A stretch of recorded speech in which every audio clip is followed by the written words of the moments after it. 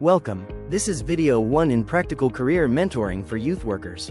In this session, we focus on one core skill, helping a young person discover their direction, without you needing to be a career expert. By the end, you'll have a simple structure for a 20 to 30-minute career conversation, 3 practical tools you can use immediately, and tips to adapt your approach to different personalities and motivation levels.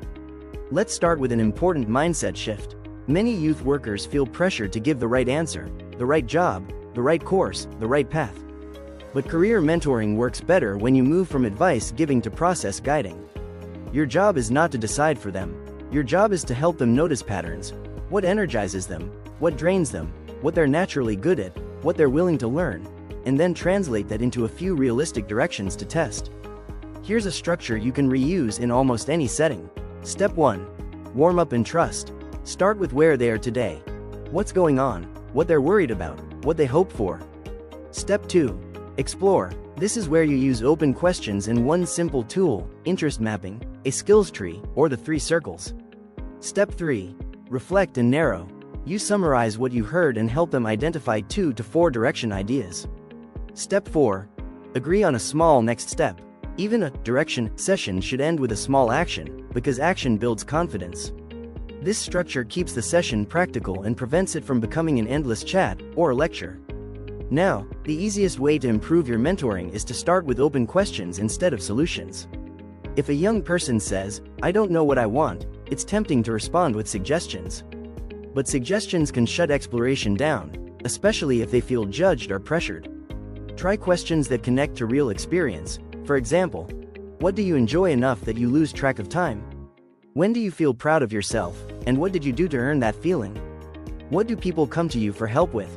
What kind of environment suits you? Busy, calm, structured, flexible? If you could try something for 1 week with no risk, what would you test? And here's the key: don't rush the silence. Sometimes the silence is the work.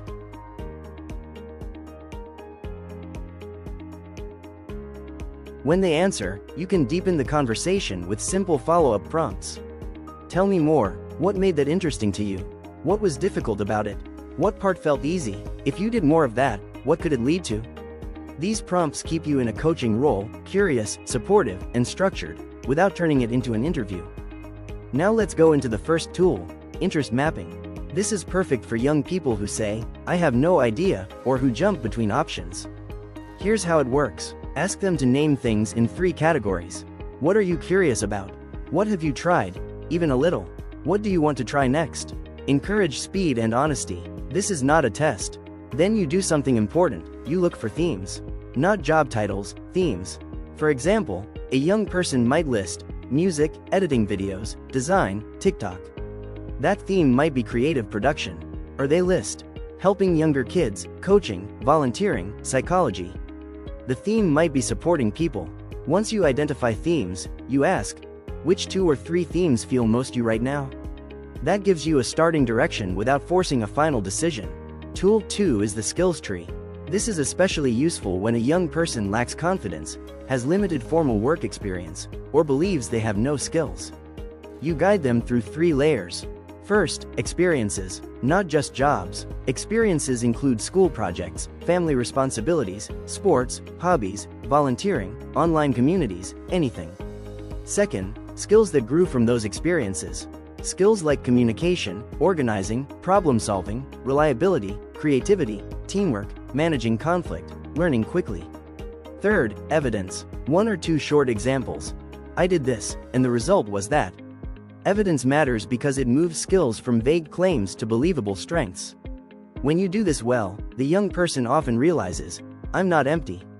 I have building blocks, and those building blocks can connect to career directions. Tool 3 is the 3 circles method. This is the tool that helps you keep direction both personal and realistic. Circle 1. What I love. Topics, activities, causes, environments. Circle 2. What I'm good at, or willing to learn. This is important. It's not only what they're already excellent at. It includes skills they're willing to build. Circle 3. What opportunities exist.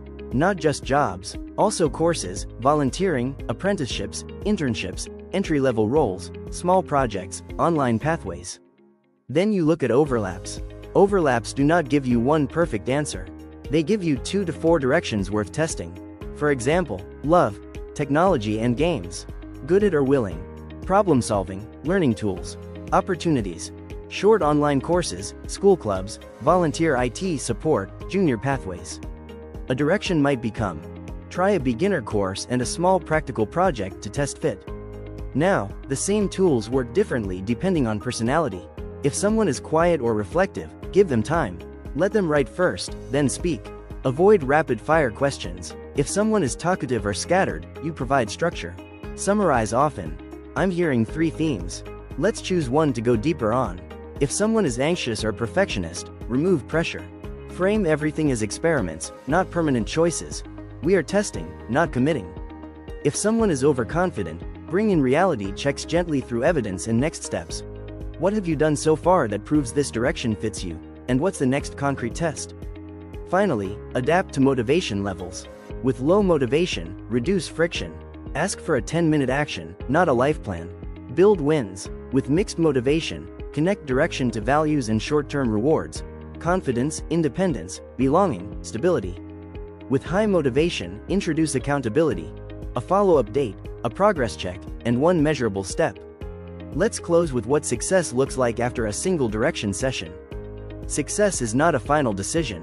Success is 2 to 4 realistic directions to test, one small next step before the next meeting, and a clear plan to check in and reflect.